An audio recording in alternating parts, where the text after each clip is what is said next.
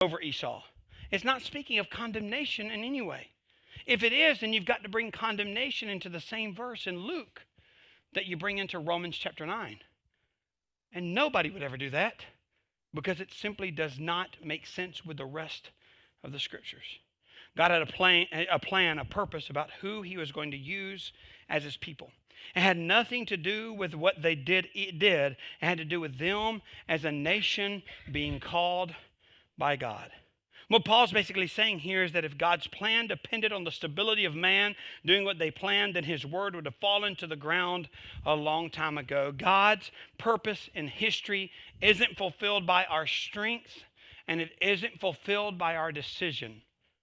God's purpose in history is not fulfilled by our strength. God's not sitting there in heaven going, oh no, what do I do now because Chris doesn't agree with me? God's looking down and he goes, I'm God, son. You're not. And my purposes, I am not the salvation of this church. I am not the salvation of this city. I am not the salvation of Peru. I am not the salvation of, I am not God's secret sauce that he got lucky enough to get at all. God is God alone. And there's no way I can hamper what God's plans are for this nation.